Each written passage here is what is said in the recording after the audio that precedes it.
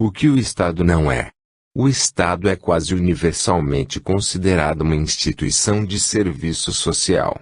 Alguns teóricos veneram o Estado como sendo a apoteose da sociedade, outros consideram-no uma organização afável, embora muitas vezes ineficiente, que tem o intuito de alcançar objetivos sociais. Porém quase todos o consideram um meio necessário para se atingir os objetivos da humanidade, um meio a ser usado contra o setor privado e que frequentemente ganha essa disputa pelos recursos. Com o advento da democracia, a identificação do Estado com a sociedade foi redobrada ao ponto de ser comum ouvir a vocalização de sentimentos que violam quase todos os princípios da razão e do senso comum, tais como: nós somos o governo ou nós somos o Estado. O termo coletivo útil nos permite lançar uma camuflagem ideológica sobre a realidade da vida política. Se nós somos o Estado, então qualquer coisa que o Estado faça a um indivíduo é não somente justo e não tirânico, como também voluntário da parte do respectivo indivíduo.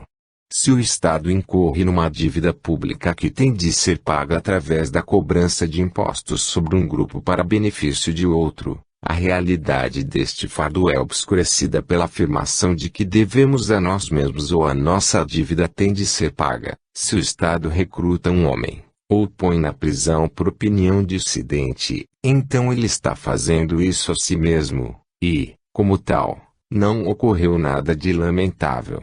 Nesta mesma linha de raciocínio, os judeus assassinados pelo governo nazista não foram mortos, pelo contrário, devem ter cometido suicídio, uma vez que eles eram o governo, que foi eleito democraticamente, e, como tal, qualquer coisa que o governo lhes tenha feito foi voluntário da sua parte. Não seria necessário insistir mais neste ponto, no entanto, a esmagadora maioria das pessoas aceita esta ideia enganosa em maior ou menor grau. Devemos, portanto, enfatizar a ideia de que nós não somos o Estado, o governo não somos nós.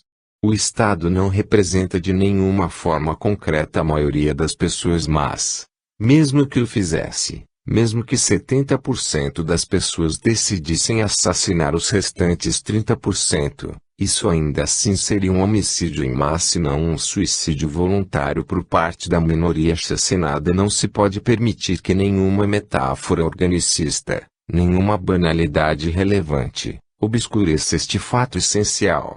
Se, então, o Estado não somos nós, se ele não é a família humana se reunindo para decidir sobre os problemas mútuos, se ele não é uma reunião fraterna ou clube social, o que é afinal?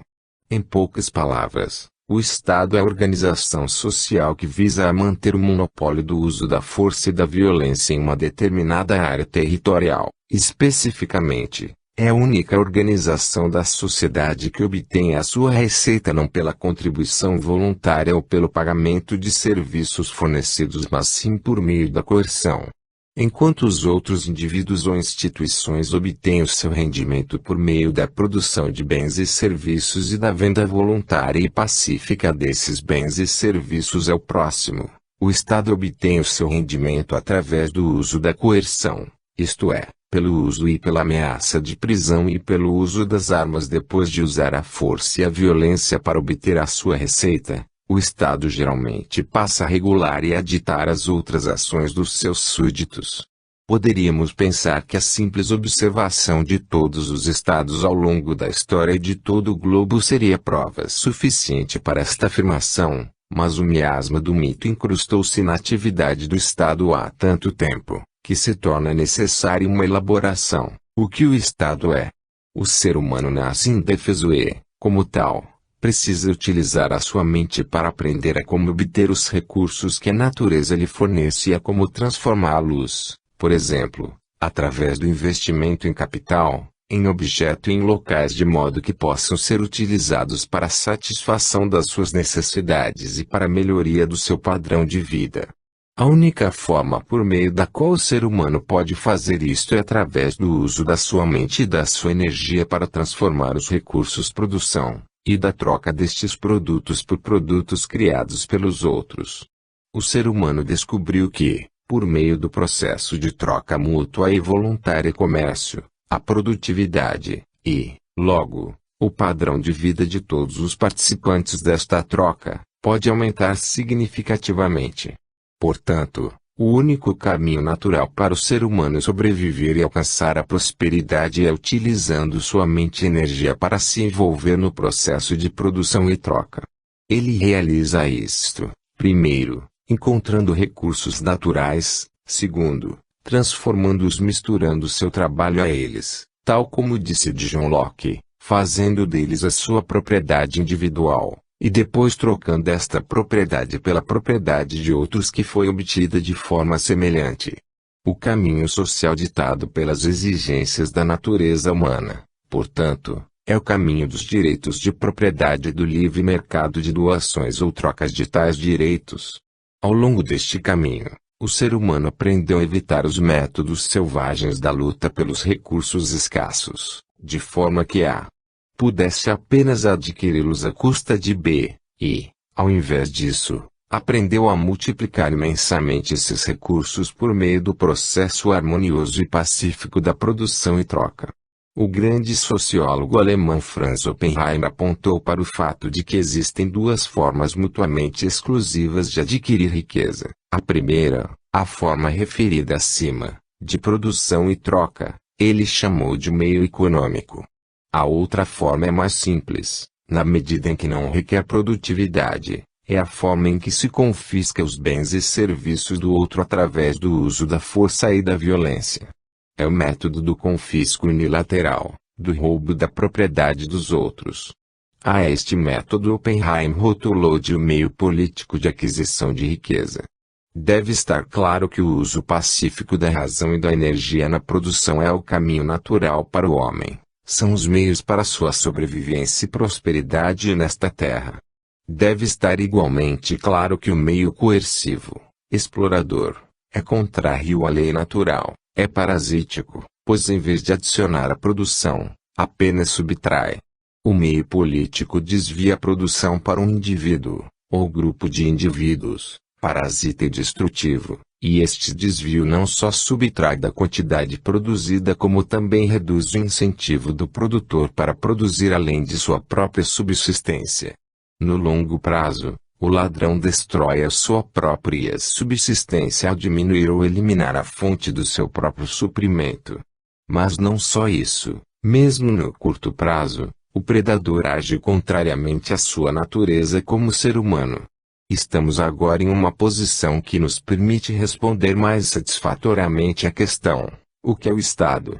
O Estado, nas palavras de Oppenheimer, é a organização dos meios políticos, é a sistematização do processo predatório sobre um determinado território, pois o crime é, no máximo, esporádico e incerto. Já o parasitismo é efêmero e a coerciva ligação parasítica pode ser cortada a qualquer momento por meio da resistência das vítimas. O Estado, no entanto, providencia um meio legal, ordeiro e sistemático para a depredação da propriedade privada. Ele torna certa, segura e relativamente pacífica a vida da casta parasita na sociedade. Dado que a produção tem sempre de preceder qualquer depredação, conclui-se que o livre mercado é anterior ao Estado. O Estado nunca foi criado por um contrato social, ele sempre nasceu da conquista e da exploração.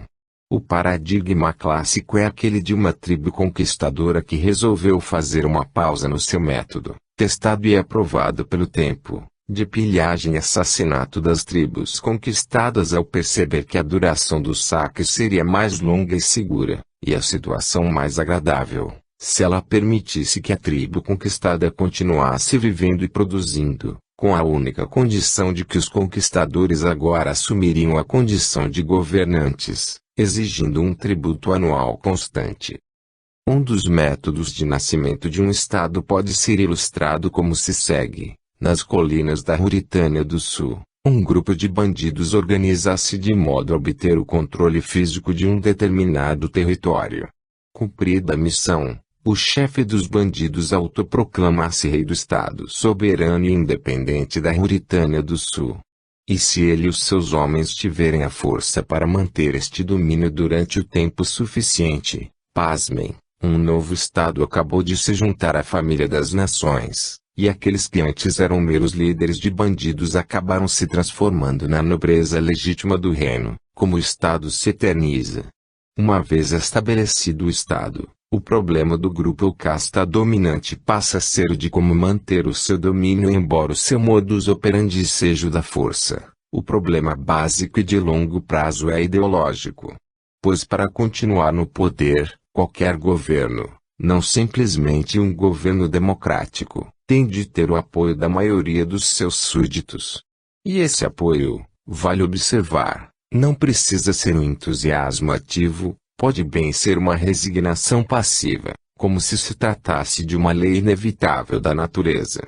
Mas tem de haver apoio no sentido de algum tipo de aceitação, caso contrário, a minoria formada pelos governantes estatais seria em última instância sobrepujada pela resistência ativa da maioria do público.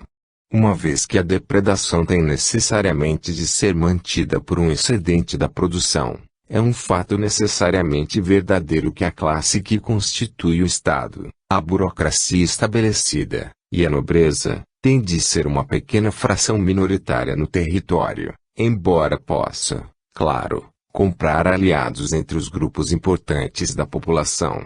Como tal, a principal tarefa dos governantes é sempre a de assegurar a aceitação ativa ou resignada da maioria dos cidadãos. Claro que um dos métodos para assegurar o apoio é por meio da criação de interesses econômicos legalmente garantidos.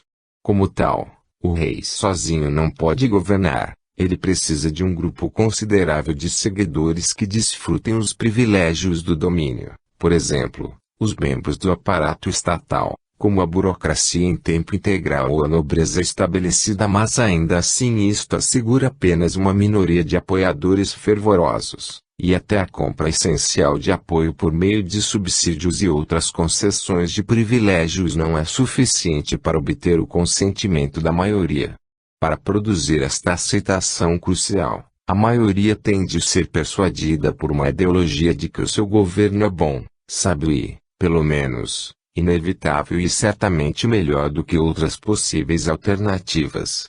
A promoção desta ideologia entre o povo é a tarefa social vital dos intelectuais. Pois as massas não criam as suas próprias ideias, ou sequer pensam de maneira independente sobre estas ideias, elas seguem passivamente as ideias adotadas e disseminadas pelo grupo de intelectuais. Os intelectuais são, por isso, os formadores de opinião da sociedade. E dado que é precisamente de uma modelagem da opinião aquilo de que o Estado desesperadamente precisa, a razão da milenar aliança entre o Estado e os intelectuais torna-se clara. É evidente que o Estado precisa de intelectuais, mas não é algo tão evidente porque os intelectuais precisam do Estado. Posto de forma simples, podemos afirmar que o sustento do intelectual no livre mercado nunca é algo garantido, pois o intelectual tem de depender dos valores e das escolhas das massas dos seus concidadãos, e é uma característica indelével das massas o fato de serem geralmente desinteressadas de assuntos intelectuais. O Estado, por outro lado, está disposto a oferecer aos intelectuais um nicho seguro e permanente no seio do aparato estatal, e, consequentemente, um rendimento certo e um arsenal de prestígios. E os intelectuais serão generosamente recompensados pela importante função que executam para os governantes do Estado, grupo ao qual eles agora pertencem. A aliança entre o Estado e os intelectuais ficou simbolizada, no século XIX, no desejo ardente dos professores da Universidade de Berlim em formar o apoio intelectual da Casa de Hohenzollern. Já no século XX, podemos observar o comentário revelador feito por um eminente acadêmico marxista sobre o estudo crítico do antigo despotismo oriental realizado pelo professor Wittfogel. A civilização que o professor Wittfogel ataca tão veemente foi uma civilização que colocou poetas e eruditos no funcionalismo público. Dentre inúmeros exemplos, podemos citar o desenvolvimento recente ciência da estratégia a serviço do principal braço governamental no uso da violência, o aparelho militar. Outra venerável instituição é a do historiador oficial, ou historiador da corte dedicada a difundir a visão dos governantes acerca das suas ações e das dos seus predecessores. Muitos e variados têm sido os argumentos por meio dos quais o Estado e seus intelectuais têm induzido os seus súditos a apoiar o seu domínio. As linhas de argumento podem ser basicamente resumidas desta forma: a. Os governantes estatais são homens sábios e grandiosos, governam por decreto divino, são a aristocracia dos homens, são cientistas especialistas, muito melhores e mais sábios do que os seus bons, porém simplórios, súditos, e, b. A subjugação pelo governo é inevitável, absolutamente necessária e de longe melhor do que os males indescritíveis que sucederiam à sua queda. A união entre Igreja e Estado foi um dos mais bem-sucedidos e mais antigos destes mecanismos ideológicos. O governante ou era ungido por Deus ou era ele mesmo, no caso do domínio absoluto de muitos déspotas orientais, o próprio Deus. Como tal, qualquer resistência ao seu domínio seria blasfêmia. Os sacerdotes do Estado cumpriam a função intelectual básica de obter o apoio popular e até a adoração aos governantes. Outro mecanismo bem-sucedido foi o de instaurar o medo acerca de quaisquer sistemas alternativos de governo ou não governo. Os governantes atuais, alegava-se, fornecem aos cidadãos um serviço essencial pelo qual devem estar muito gratos. A proteção contra criminosos e saqueadores esporádicos. Pois para o Estado preservar seu próprio monopólio predatório, ele realmente deve garantir que o crime privado e não sistemático seja mantido num grau mínimo. O Estado sempre zelou ciosamente pela sua própria preservação. Nos séculos mais recentes, o Estado tem sido especialmente bem-sucedido em fomentar o medo acerca de outros governantes estatais. Dado que a área territorial do globo tem sido parcelada entre estados específicos, uma das doutrinas essenciais do Estado foi a de se identificar com o território que domina. Uma vez que a maioria das pessoas tende a amar a sua terra natal, a identificação dessa terra e do seu povo com o Estado foi um meio de usar o patriotismo natural para benefício do próprio Estado. Se a Mauritânia estivesse sendo atacada pela Moldávia, a primeira função do Estado e dos seus intelectuais seria convencer as pessoas da Mauritânia que o ataque era dirigido a eles e não apenas à casta dominante. Desta forma, uma guerra entre governantes seria transformada numa guerra entre povos, em que a massa dos indivíduos agiria em defesa dos seus governantes sob a falsa crença de que os governantes estariam agindo em defesa de seus indivíduos. Este apelo ao nacionalismo tem sido útil. No Ocidente, apenas em séculos mais recentes, não há muito tempo, a massa de súditos olhava para as guerras como batalhas irrelevantes entre diversos grupos de nobres.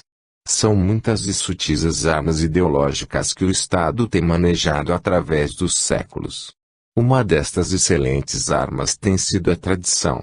Quanto mais tempo o domínio de um Estado tem se mantido preservado, mais poderosa é esta arma. Pois desta forma a dinastia X ou o Estado Y mantém o aparente peso da tradição dos séculos como sustento para sua própria existência. A adoração aos antepassados passa então a ser uma forma não muito sutil de adoração aos antigos governantes. O maior perigo para o Estado é a crítica intelectual independente. Não há melhor forma de abafar essa crítica do que atacar qualquer voz isolada, qualquer um que levante novas dúvidas, como sendo um profano violador da sabedoria dos seus ancestrais. Outra potente força ideológica é a desaprovar e rebaixar o indivíduo e exaltar a coletividade da sociedade. Pois uma vez que qualquer tipo de domínio implica uma aceitação da maioria, qualquer perigo ideológico para o domínio pode começar apenas a partir de um ou de poucos indivíduos que demonstrem ter pensamento independente. A ideia nova, e principalmente a ideia nova e crítica, só pode ter início como uma pequena opinião minoritária. Como tal, o Estado tem de cortar a ideia pela raiz, ridicularizando qualquer ponto de vista que desafie a opinião das massas. dê ouvido apenas aos seus irmãos ou haja conforme a sociedade, tornam-se assim as armas para esmagar a dissensão individual. Através destes meios, as massas nunca vão descobrir o rei está nu. É também muito importante que o Estado faça parecer que o seu domínio é inevitável. Mesmo que o seu reinado seja detestado, ele será assim visto com resignação passiva, tal como atesta o dito sobre a inevitabilidade da morte dos impostos. Um método é o da indução do determinismo historiográfico, em oposição ao livre-arbítrio individual. Se a dinastia X nos governa é porque as inexoráveis leis da história, ou a vontade divina, ou o absoluto, ou as forças materiais produtivas, assim determinaram, e nada que uns indivíduos insignificantes possam fazer e será capaz de alterar este decreto inevitável. É também importante para o Estado inculcar nos seus súditos uma aversão a qualquer teoria da conspiração da história, pois uma busca por conspirações significa uma busca por motivos e uma atribuição de responsabilidade por delitos históricos. Se, contudo, qualquer tirania imposta pelo Estado, ou corrupção, ou agressão militar, foi causada não pelos governantes estatais, mas sim por forças sociais misteriosas e ocultas, ou pelo arranjo imperfeito do mundo, ou, se de alguma forma, todos foram responsáveis, então não há qualquer razão para as pessoas ficarem indignadas ou se insurgirem contra tais delitos. Ademais, um ataque às teorias da conspiração tem como objetivo fazer com que os súditos se tornem mais crédulos em relação às razões de bem-estar geral que são sempre apresentadas pelo Estado como justificativa para os seus atos despóticos. Uma teoria da conspiração pode perturbar o sistema ao fazer com que o público desconfie da propaganda ideológica do Estado. Outro velho e eficaz método para curvar os súditos à vontade do Estado é a indução da culpa. Qualquer aumento do bem-estar privado pode ser atacado como ganância inaceitável, materialismo ou riqueza excessiva. O lucro pode ser atacado como exploração e agiotagem. As trocas mutuamente benéficas são denunciadas como egoístas, chegando-se sempre, de alguma forma, à conclusão de que mais recursos devem ser retirados do setor privado e desviados para o setor público. A culpa induzida torna o público mais suscetível a aceitar esta transferência. Pois ao passo que indivíduos tendem a se entregar à cobiça egoísta, a incapacidade dos governantes estatais em realizar trocas voluntárias supostamente significa a sua devoção a causas mais nobres e elevadas. A depredação parasítica seria assim uma atitude aparentemente mais elevada, estética e moralmente, do que o trabalho pacífico e produtivo. Na nossa atual e mais secular época, o direito divino do Estado foi suplantado pela invocação de um novo Deus, a ciência. O governo estatal é agora proclamado como ultracientífico, como constituído por um painel de especialistas. Mas mesmo com a razão sendo mais invocada hoje do que em séculos passados, essa não é a verdadeira razão do indivíduo e do exercício do seu livre-arbítrio, é ainda a razão coletivista e determinista, que implica sempre agregados holísticos e a manipulação coerciva de súditos passivos feita pelos seus governantes. O aumento do uso de jargões científicos permitiu aos intelectuais do Estado tecer justificativas obscurantistas para o domínio estatal, as quais teriam sido imediatamente recebidas com zombaria e escárnio pela população de uma época mais simples. Um assaltante que justificasse o seu roubo dizendo que na verdade ajudou as suas vítimas, pois o gasto que fez do dinheiro trouxe um estímulo ao comércio, teria convencido pouca gente. Mas quando esta teoria se veste com equações keynesianas e referências impressivas ao efeito multiplicador, ela infelizmente é recebida com maior respeito. E assim prossegue o ataque ao bom senso, em cada época realizado de maneira diferente. Por conseguinte, sendo o apoio ideológico indispensável para a manutenção do Estado, este é incessantemente obrigado a impressionar o público com a sua legitimidade de forma a distinguir suas atividades daquelas praticadas por uma mera quadrilha de mafiosos.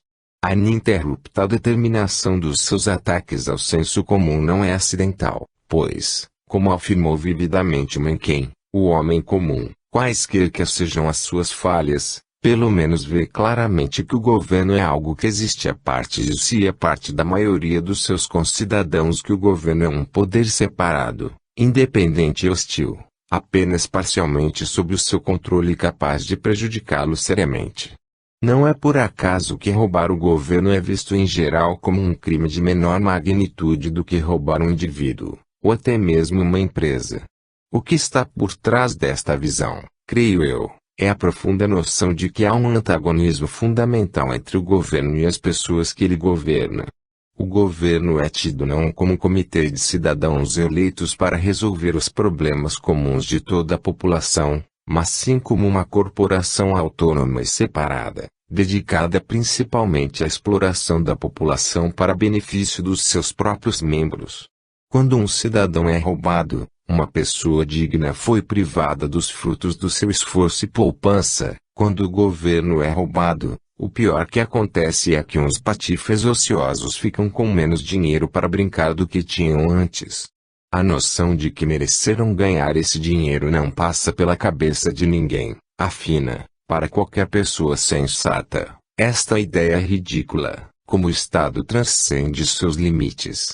Como Bertrand de Juvenal sabiamente salientou, ao longo dos séculos os homens foram formando conceitos com o intuito de refrear e limitar o domínio estatal, e o Estado, recorrendo aos seus aliados intelectuais, tem se mostrado capaz de transformar, um a um, todos estes conceitos em carimbos de legitimidade e virtude, anexando-os aos seus decretos e ações.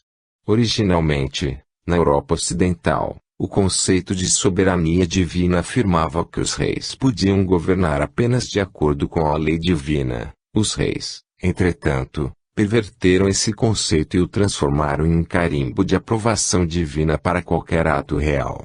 O conceito de democracia parlamentar começou como uma restrição popular ao domínio monárquico absoluto e terminou com o parlamento não apenas se tornando parte essencial do Estado, como também a manifestação da plena soberania deste.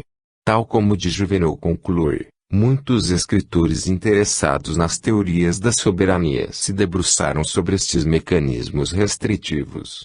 Mas, por fim, cada uma destas teorias perdeu, mais cedo ou mais tarde, o seu propósito original e acabou por funcionar como um trampolim para o poder, provendo-lhe a ajuda poderosa de um soberano invisível com o qual ele podia, com o passar do tempo, se identificar por completo.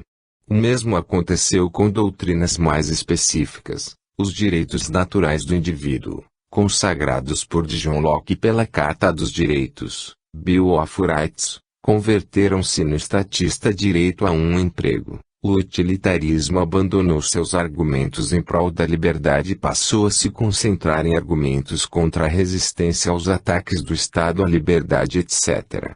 É certo que a mais ambiciosa tentativa de impor limites ao Estado foi a Carta dos Direitos e outras partes restritivas da Constituição americana, na qual foram escritos limites explícitos ao governo, os quais deveriam servir como lei fundamental a ser interpretada por um sistema judicial supostamente independente dos outros ramos do governo. Todos os americanos estão cientes do processo ao longo do qual esta construção de limites presentes na Constituição foi sendo alargada de modo inexorável durante o século passado. Mas poucos foram tão perspicazes como o professor Charles Black em notar que, neste processo, o Estado transformou a própria revisão judicial, a qual, de um mecanismo limitador, passou a ser cada vez mais um instrumento que provê legitimidade ideológica às ações do governo. Pois se um decreto judicial de inconstitucionalidade é um poderoso entrave ao poder do governo, um veredicto implícito ou explícito de constitucionalidade é uma arma poderosa para promover a aceitação pública de um crescente poder governamental. O professor Black começa sua análise indicando a necessidade crucial da legitimidade para que qualquer governo sobreviva, sendo que esta legitimidade corresponde a uma aceitação majoritária básica do governo e de suas ações. A aceitação da legitimidade torna-se um problema peculiar em um país como os Estados Unidos, em foram colocadas limitações substanciais na teoria sobre a qual o governo se baseia. O que é preciso, acrescenta Black, é um meio pelo qual o governo possa assegurar ao público que a expansão dos seus poderes é, de fato, constitucional. E isto, conclui, tem sido a principal função histórica da revisão judicial. Deixemos Black ilustrar o problema. A ameaça suprema, para o governo, é a ampla disseminação de um sentimento de ultraje e desafeição entre a população, e a consequente perda de autoridade moral por parte do governo, independentemente de quanto tempo ele consiga mantê-la pela força ou pela inércia ou pela simples falta de uma alternativa atraente e imediatamente disponível. Quase todas as pessoas que vivem sob um governo com poderes limitados serão, cedo ou tarde, sujeitados a alguma ação governamental que, em sua opinião, consideram estar além do poder do governo ou mesmo totalmente proibida ao governo. Um homem pode ser conscrito embora não encontre nada na Constituição autorizando o recrutamento para o serviço militar obrigatório. A um agricultor é dito quanto ele pode produzir de trigo. Ele acredita, e descobre que alguns advogados respeitáveis partilham desta crença de que o governo tem o direito tanto de lhe dizer o quanto de trigo ele pode produzir como de lhe dizer com quem é que a sua filha se pode casar. Um homem vai para a cadeia por dizer o que quer e entra em sua cela proferindo. O Congresso não passará quaisquer leis que limitem a liberdade de expressão. A um comerciante é dito quanto pode cobrar, e quanto tem de cobrar, por leite desnatado. Existe uma ameaça real que cada uma destas pessoas, e que não se encontra entre elas. Chega um momento em que irá confrontar o conceito de limite do poder governamental com a realidade, tal como a vê, da flagrante transgressão dos limites efetivos, e que tire a conclusão óbvia acerca do status do governo em relação à legitimidade. Esta ameaça é afastada pelo Estado por meio da propaganda doutrinal de que uma agência terá de ter a decisão final no que diz respeito à constitucionalidade, e que esta agência, em última análise, terá de fazer parte do Estado. Pois, embora a aparente independência do poder judicial tenha desempenhado um papel vital em fazer com que as suas ações pareçam sagradas para o grosso da população, é também, e cada vez mais, verdade que o poder judicial é uma parte essencial do aparato governamental e é designado pelos ramos legislativo e executivo. Black admite que isto significa que o Estado se colocou no papel de juiz de sua própria causa, violando assim o princípio jurídico básico de se procurar chegar a decisões justas. Ele nega peremptoriamente a possibilidade de qualquer alternativa. Black acrescenta, o problema, então, é criar meios de decisão governamental que possam, esperamos, reduzir a um mínimo tolerável a intensidade da objeção ao governo ser juiz de sua própria causa. Tendo feito isto, podemos apenas ter a esperança de que esta objeção, embora ainda teoricamente sustentável, perca força efetiva até o ponto em que o trabalho de legitimação das instituições de decisão possa ganhar aceitação. Em sua última análise, Black considera que, dado o fato de que o Estado perpetuamente julga em sua própria defesa, ele conseguir desta forma chegar a decisões justas e legítimas seria algo milagroso. Aplicando a sua tese ao famoso conflito entre a Corte Suprema e o New Deal, o professor Black repreende de forma ríspida os seus companheiros pró-New Deal, pela sua falta de visão, que denunciaram a obstrução judicial. A versão padrão da história entre o New Deal e a Suprema Corte, embora de certa maneira acurada, enfatiza a questão errada, concentra-se nas dificuldades e quase se esquece do resultado que acabou por ser produzido. A consequência desta história foi que, e isto é o que eu gosto de enfatizar, após cerca de 20 meses ao pôr-se a Suprema Corte, sem uma única alteração na lei de sua autoria, ou sequer em seus membros, colocou o selo afirmativo de legitimidade no New Deal, chancelando uma concepção completamente nova de governo no soa desta forma, A Suprema Corte foi capaz de silenciar a grande massa de americanos que vinha demonstrando fortes objeções constitucionais ao New Deal. Claro que nem todos ficaram satisfeitos. O mito do laissez-faire constitucionalmente ordenado ainda acalenta o coração de alguns sonhadores na terra da irrealidade raivosa. Mas já não há qualquer dúvida no público, perigosa ou significativa, quanto ao poder constitucional do Congresso para lidar como lida com a economia nacional. Não havia qualquer outro meio, senão a Suprema Corte, para conceder legitimidade ao New Deal.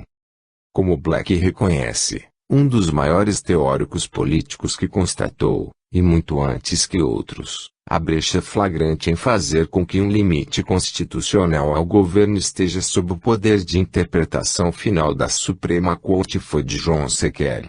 Kelly não se contentou com o milagre, e prosseguiu com uma profunda análise do problema constitucional.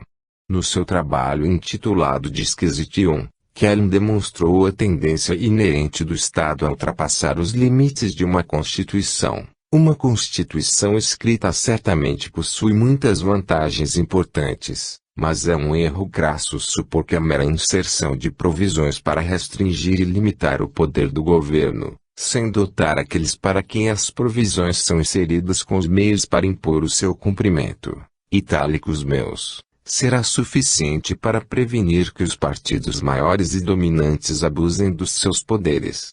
Uma vez na posse do governo, os partidos, pela mesma natureza humana que justifica a necessidade de um governo para proteger a sociedade, serão a favor dos poderes concedidos pela Constituição e opor-se às restrições que visam limitá-los. Os partidos mais fracos ou minoritários, pelo contrário, irão tomar a posição oposta e considerá-las, as restrições, como essenciais para a proteção contra a atuação do partido dominante.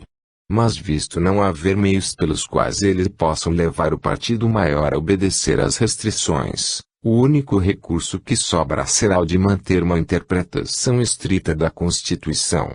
A isto o partido dominante irá opor-se com uma visão permissiva da Constituição. Será um jogo de interpretação contra interpretação, uma para contrair e a outra para alargar ao máximo o domínio do governo. Mas qual o benefício da visão rigorosa do partido minoritário face à visão permissiva do partido majoritário quando este tem todo o poder do governo para colocar em prática sua visão ao passo que o primeiro se encontra privado de qualquer meio para concretizar a sua visão? Em uma disputa tão desigual, o resultado não será difícil de prever. O partido a favor das restrições será derrotado. O final da disputa será a subversão da Constituição. As restrições serão por fim anuladas e o governo será convertido em um governo com poderes ilimitados. Um dos poucos cientistas políticos que valorizou a análise de Kelly foi o professor J. Allen Smith. Smith notou que a Constituição foi concebida com um sistema de pesos e contrapesos para limitar qualquer poder governamental. Contudo, foi criada uma Suprema Corte com o monopólio sobre o poder final de interpretação. Se o governo federal foi criado para limitar as invasões da liberdade individual por parte de cada estado, quem é que limita o poder federal? Smith sustenta que, implícita na ideia de um sistema de pesos e contrapesos da Constituição, está a concomitante visão de que não se pode conceder a nenhum ramo do governo o poder final de interpretação. O povo assumiu que ao novo governo não seria permitido determinar os limites da sua própria autoridade, uma vez que isso tornaria o próprio governo, e não Constituição, Supremo. A solução proposta por Kelly, e apoiada, no século XX, por escritores como Smith, foi, claro, a famosa doutrina da maioria concomitante. Se qualquer interesse minoritário substancial, especificamente um governo estadual, acreditasse que o governo federal estivesse cedendo seus poderes e sobrepondo-se a esta minoria, a minoria teria o direito de veto deste exercício de poder baseando-se na sua inconstitucionalidade. Aplicado aos governos estaduais, esta teoria implicava o direito à anulação da lei ou decisão federal dentro da jurisdição de um determinado estado. Teoricamente, o sistema constitucional resultante assegurava que o governo federal colocasse entraves a qualquer invasão dos estados aos direitos individuais, ao passo que os estados restringiriam o poder federal excessivo sobre o indivíduo. No entanto, embora as limitações fossem naquela época mais eficazes do que são atualmente, há muitas dificuldades e problemas na solução de Kelly.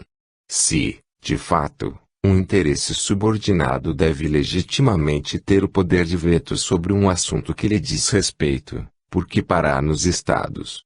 Por que não colocar o poder de veto nos municípios, nas cidades, nos bairros? Além do mais, os interesses não são apenas regionais, mas também profissionais, sociais, etc. E quanto aos padeiros ou os taxistas ou qualquer outra profissão, não deveriam eles poder vetar qualquer legislação que afete suas próprias vidas? Isto nos leva a um ponto crucial. A teoria da anulação confina suas restrições às próprias agências do governo. Não esqueçamos que os governos federal e estaduais, e os seus respectivos ramos, são ainda estados, e, como tal, são ainda guiados pelo seu interesse estatal próprio e não pelos interesses dos cidadãos civis. O que impede que o sistema de Kelly funcione de forma contrária, com os estados tiranizando seus cidadãos e vetando o governo federal sempre que este tente intervir no sentido de restringir essa tirania. Ou de os estados estaduais se alinharem à tirania federal? O que impede os governos estaduais e o governo federal de formarem alianças mutuamente lucrativas para explorarem em conjunto os cidadãos? E mesmo que as associações profissionais privadas ganhassem algum tipo de representação funcional no governo, o que impediria que elas utilizassem o Estado para obter subsídios e outros privilégios para si mesmas ou para se imporem compulsivamente aos seus próprios membros? Em resumo, Kelly não leva sua inovadora teoria da concordância suficientemente longe, ele não a leva até o próprio indivíduo. Se, afinal, são os direitos do indivíduo que devem ser protegidos, então uma teoria da concordância implicaria que o poder de veto pertencesse a cada indivíduo, ou seja, uma forma de princípio da unanimidade. Quando Kelly escreveu que seria impossível instituir ou manter um governo sem o consentimento de todos, ele estava implicitamente, ainda que não intencionalmente, sugerindo justamente esta conclusão. Mas tal especulação começa a nos levar para longe do assunto em questão, pois indo por este caminho encontramos sistemas políticos que dificilmente poderiam ser chamados estatais. Para começar, assim como o direito de anulação de um Estado implica logicamente o seu direito à secessão, também o direito de anulação individual implicaria o direito de qualquer indivíduo se separar do Estado sob o qual vive. Portanto, o Estado tem invariavelmente demonstrado um talento exímio para a expansão dos seus poderes para além de quaisquer limites que possam lhe ser impostos. Uma vez que o Estado sobrevive necessariamente do confisco compulsório do capital privado, e uma vez que a sua expansão envolve necessariamente uma incursão cada vez maior sobre indivíduos e empresas privadas, é imperativo afirmar que o Estado é uma instituição profunda e inerentemente anticapitalista. Em certo sentido, a nossa posição é o inverso da máxima marxista que diz que o Estado é atualmente o comitê executivo da classe dominante, supostamente os capitalistas. Ao contrário, o Estado, a organização dos meios políticos, é constituído pela, e é a fonte da, classe dominante ou melhor, casta dominante, e está em permanente oposição ao capital genuinamente privado. Podemos, portanto, concordar com Juvenal, apenas aqueles que nada sabem sobre outras épocas senão a sua, que estão completamente às escuras quanto ao modo de funcionamento do poder desde há milhares de anos, verão estes procedimentos estatização, imposto de renda etc., como fruto de um conjunto particular de doutrinas. Estas são, na realidade, as manifestações normais do poder, e em nada diferem na sua natureza em relação aos confiscos dos mosteiros realizados por Henrique VIII. É o mesmo princípio em operação, o apetite por autoridade, a sede por recursos, e em todas estas operações estão presentes as mesmas características, inclusive o rápido crescimento daqueles que dividem os espólios. Seja socialista ou não, o poder tem sempre de estar em guerra com as autoridades capitalistas e despojar os capitalistas da sua riqueza acumulada. Ao fazê-lo, obedeça às leis da sua própria natureza. O que o Estado teme? O que o Estado teme acima de tudo, claro, é qualquer ameaça fundamental ao seu próprio poder e à sua existência.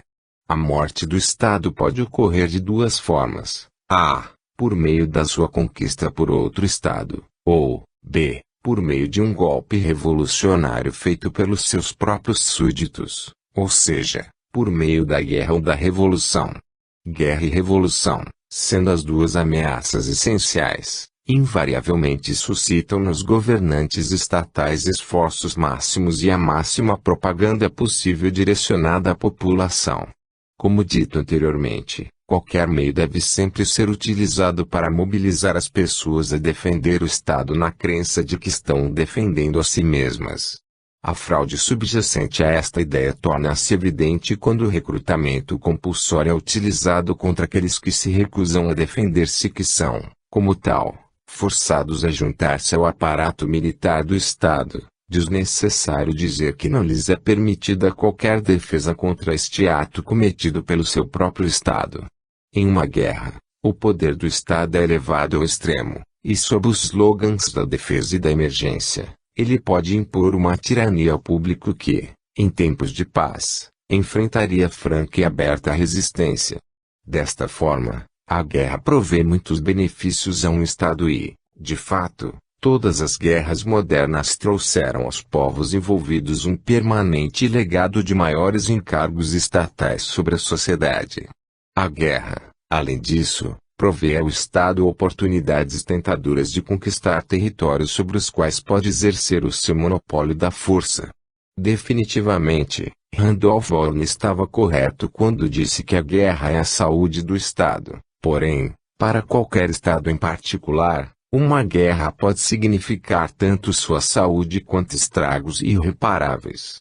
Podemos colocar à prova a hipótese de que o Estado está majoritariamente interessado em proteger a si mesmo, e não os seus súditos, levantando a seguinte questão: qual a categoria de crimes que o Estado persegue e pune mais intensamente? Aqueles cometidos contra os cidadãos ou aqueles cometidos contra ele próprio? No vocabulário do Estado, os crimes mais graves são quase invariavelmente não agressões contra indivíduos ou contra a propriedade privada, mas sim ataques contra o próprio bem-estar do Estado. Por exemplo, traição, deserção de um soldado para o lado inimigo, fugir do alistamento militar compulsório, subversão e conspiração subversiva, assassinato de governantes, e crimes econômicos contra o Estado, como falsificação da sua moeda ou evasão fiscal. Ou compare a intensidade dedicada à perseguição de um homem que tenha atacado um policial com a atenção que o Estado concede ao ataque a um cidadão comum. Curiosamente, no entanto, essa explícita prioridade do Estado à sua própria contra o público não parece suscitar nas pessoas nenhum sentimento de incoerência e inconsistência em relação à sua pretensa raison d'être, como os Estados se relacionam entre si. Uma vez que a área territorial do planeta se encontra dividida entre diferentes Estados, as relações interestatais ocupam uma grande parte do tempo e da energia do Estado. A tendência natural de um Estado é expandir o seu poder e, externamente, essa expansão dá-se através da conquista de territórios. A não ser que o território não pertença a outro Estado ou que seja inabitado, qualquer expansão envolve um conflito inerente de interesses entre dois grupos distintos de governantes estatais. Apenas um dos grupos de governantes pode obter o monopólio da coerção sobre um dado território em um determinado momento. O poder completo sobre uma área territorial pelo Estado X pode apenas ser ganho pela expulsão do Estado Y. A guerra, embora com riscos, será uma tendência perene entre os Estados, com períodos pontuais de paz e de alterações de alianças e coalizões entre Estados. As tentativas internas ou domésticas para limitar o Estado, entre o século XVII e o século XIX, alcançaram a sua forma mais notável no constitucionalismo. A sua contrapartida externa, ou das relações internacionais, foi o desenvolvimento do direito internacional, especialmente nas suas formas de leis de guerra e neutralidade em guerra. Algumas partes do direito internacional eram, na sua origem, puramente privadas, tendo sido desenvolvidas pela necessidade dos mercadores e comerciantes de proteger a sua propriedade e deliberar contendas. Temos como exemplos a Lei do Almirantado, Direito Marítimo, e a Lex Mercatoria. Mas até as regras governamentais surgiram voluntariamente sem nunca terem sido impostas por qualquer superestado. O objetivo das leis de guerra era limitar a destruição interestatal ao próprio aparato do Estado, preservando assim o público civil inocente da matança e devastação da guerra. O objetivo do desenvolvimento do direito à neutralidade era o de preservar o comércio internacional civil-privado, mesmo entre países inimigos, do ataque por parte de um dos lados em guerra. O objetivo mais abrangente, portanto, era limitar o âmbito de qualquer guerra e, especificamente, o de limitar o seu impacto destrutivo sobre os cidadãos dos países neutros e até dos países em guerra. O jurista F.J.P. Viale descreve graciosamente uma dessas guerras civilizadas que floresceram por um breve período na Itália durante o século XV. Os burgueses ricos e os mercadores da Itália medieval estavam demasiado ocupados ganhando dinheiro e aproveitando a vida para se comprometerem pessoalmente com as durezas e os perigos da guerra. Por isso adotaram a prática de contratar mercenários para lutar suas guerras por eles e, sendo frugais, pessoas de negócio, dispensavam seus mercenários assim que os seus serviços se tornavam desnecessários. As guerras eram, portanto, lutadas por exércitos contratados para cada empreitada. Pela primeira vez, ser soldado tornou-se uma profissão razoável e relativamente segura. Os generais desse período manobravam uns contra os outros, frequentemente com grande perícia, mas quando um obtinha uma posição de vantagem, o seu oponente batia em retirada ou rendia-se. Era uma regra aceita e reconhecida que uma cidade só podia ser saqueada se oferecesse resistência, a imunidade podendo sempre ser adquirida por meio do pagamento de um resgate.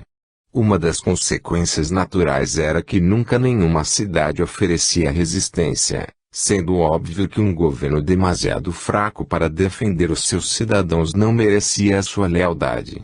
Os civis tinham pouco a temer dos perigos da guerra, que dizia respeito apenas aos soldados profissionais. A quase absoluta separação entre o indivíduo civil e as guerras do Estado na Europa do século XVIII é realçada por Neve. Nem as comunicações postais eram devidamente cortadas por muito tempo em períodos de guerra. As cartas circulavam sem censura, com uma liberdade que surpreendente para a mentalidade do século XX. Os cidadãos de duas nações em guerra conversavam entre si quando se encontravam e, quando não se encontravam, correspondiam-se, não como inimigos mas como amigos. A noção moderna de que os súditos de um país inimigo são parcialmente responsáveis pelos atos beligerantes dos seus governantes era praticamente inexistente. Nem os governantes em conflito tinham qualquer intenção real de cortar as comunicações com os súditos do inimigo. As antigas práticas inquisitoriais de espionagem relacionadas ao culto religioso e à fé estavam desaparecendo, e não se imaginava sequer qualquer prática comparável de inquisição em relação a comunicações políticas ou econômicas. O passaporte foi originalmente criado para prover uma imunidade oficial em tempo de guerra. Durante a maior parte do século XVIII, raramente um europeu desistia das suas viagens a um país estrangeiro contra o qual o seu próprio estava em guerra. E sendo o comércio recentemente reconhecido como benéfico para ambas as partes, os períodos de guerra no século XVIII incluíam também uma considerável quantidade de comércio com o inimigo. Não é preciso nem entrar nos detalhes de quantos estados transcenderam as regras da guerra civilizada no século XX. Na era moderna da guerra total, combinada com a tecnologia de destruição total, a própria ideia de manter a guerra limitada ao aparato estatal parece ainda mais antiquada e obsoleta do que a Constituição original dos Estados Unidos. Quando os Estados não estão em guerra, acordos são frequentemente necessários para manter as desavenças ao mínimo. Uma doutrina que curiosamente ganhou uma grande aceitação é a suposta santidade dos tratados. Este conceito é visto como a contrapartida da santidade do contrato. Mas um tratado nada tem em comum com um contrato genuíno. Um contrato transfere, de forma definida, títulos sobre a propriedade privada. Uma vez que um governo não é o proprietário, em nenhum sentido legítimo, da sua área territorial, nenhum acordo que ele possa fazer irá conferir títulos de propriedade. Se, por exemplo, João vender ou doar a sua terra a José, o herdeiro de João não pode legitimamente ir até o herdeiro de José e dizer que a terra é a sua. O título de propriedade já foi transferido. O contrato do velho João está automaticamente vinculado ao herdeiro de João, pois o velho João já havia transferido a propriedade. O herdeiro de João pode apenas reivindicar aquilo que ele herdou do velho João, e o velho João pode apenas ligar a propriedade que ainda lhe pertence. Mas se, em uma determinada data, o governo da, digamos, Ruritânia é coagido ou até mesmo subornado pelo governo da Moldávia para ceder parte do seu território, é absurdo afirmar que os governos ou os habitantes dos dois países estão para sempre impedidos de exigir a reunificação da Ruritânia por causa da santidade do tratado. Nem as pessoas nem a terra do noroeste da Ruritânia pertencem a qualquer um dos dois governos. Como corolário, um governo definitivamente não pode vincular, baseados em propriedades consideradas inalienáveis, um governo seguinte por meio de um tratado. Similarmente, um governo revolucionário que tenha derrubado o rei da Ruritânia não pode ser responsabilizado pelas ações e dívidas do rei, pois um governo não é, como é uma criança, um verdadeiro herdeiro da propriedade do seu predecessor. A história é como uma batalha entre o poder estatal e o poder social. Assim como as duas inter-relações humanas básicas e mutuamente exclusivas são a cooperação pacífica ou a exploração coerciva, produção ou depredação. A história da humanidade, em particular a sua história econômica, também pode ser considerada uma disputa entre estes dois princípios.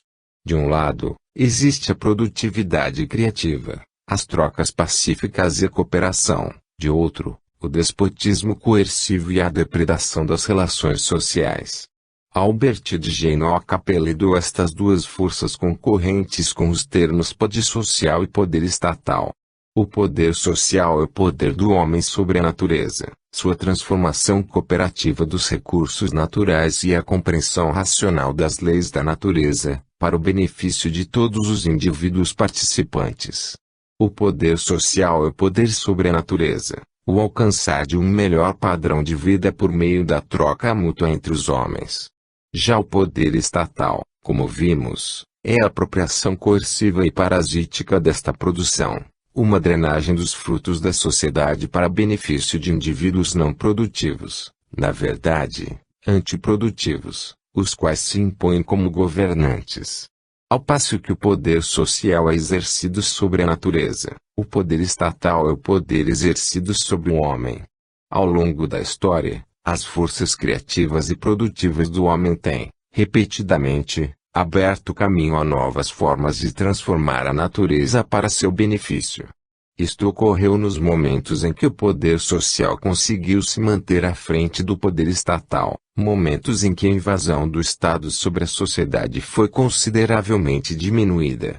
Porém, sem exceção, após intervalos às vezes mais curtos, outras vezes mais longos, o Estado sempre se move em direção a essas novas áreas, para mais uma vez confiscar e debilitar o poder social. Se o período entre o século XVII e o século XIX foi, para muitos dos países ocidentais, uma época de crescimento do poder social com um consequente aumento da liberdade, da paz e do bem-estar material, O século XX foi principalmente uma era em que o poder estatal foi recuperando o poder que havia perdido com uma consequente reversão rumo à escravidão, à guerra e à destruição.